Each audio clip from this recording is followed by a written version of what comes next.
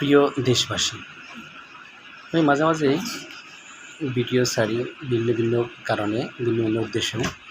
সকলের ভালো লাগবে আমি তা বলবো না, কিন্তু কারো যদি না ভালো লাগে তাহলে সমস্যা, সেটা আমার জীবনটা বৃথা আমি মনে করি।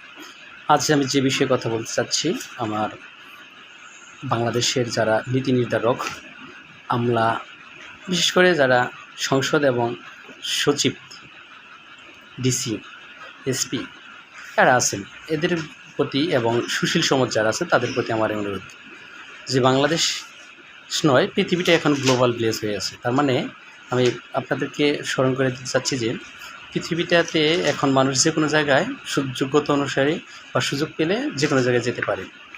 তাই এই অনন্ত বিলম্বে আমাদের উচিত মিনিমাম জাতিসংঘের যে কয়টা ভাষা আছে সেখান থেকে 3-4টা ভাষা, নিজের দেশের ভাষা ব্যতীত আরও 2-3টা মিনিমাম ভাষা প্রত্যেকটা সন্তানদেরকে ক্লাস 6ষ্ঠ শ্রেণীতে যারা মানে 6-এ উঠবে তাদেরকে দেওয়া উচিত। আমরা যেমন স্পোকেন শেখাই 6ষ্ঠ, 7ম, 8ম, 9ম, এইভাবে আমাদের মিনিমাম 2-3টা ভাষা এই 6ষ্ঠ শ্রেণী থেকে শেখানো উচিত, যাতে তারা মিনিমাম অনার্স বা মাস্টার্স পাস করে অথবা ইন্টারমিডিয়েট পাস করেও বিশ্বের কোনো দেশে গেলে সেই দেশে যে যেন 1টা বা 2টা ভাষা তারা এখান থেকে শিখে যে এখানে প্রয়োগ করতে পারে। অনেক মানুষের কাছে শুনি যারা বিদেশে যায় তাদের মিনিমাম 5 মাস, 6 মাস, 1 বছরও লাগে যায় ভাষাটা শিখতে, ভালোভাবে বুঝতে। লিখতে তো পারেই না, মানে বুঝতেই অনেকেরই, কেউ আবার কয়েক মাসের মধ্যে শিখে ফেলে। এই যে আমাদের একটা কষ্ট।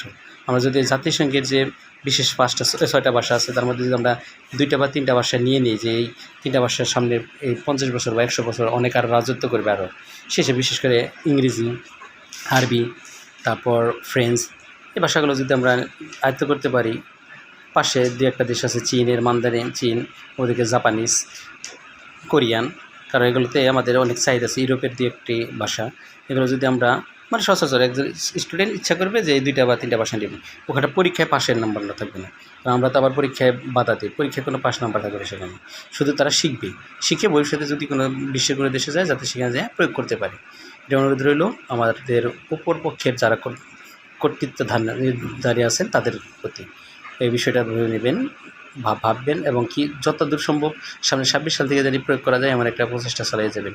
আমি জানি না কারোর কাছে যাবে কিনা আমার ভিডিওটা, যদি যায় অবশ্যই শেয়ার করবেন যে মিনিমাম 2-3টা ভাষা জানি, নিজের ভাষা ছাড়াও শিখি, মিনিমাম 2টা ভাষা জানি শিখি প্রত্যেকটা ছেলে মেয়ে যারা লেখাপড়া করবে।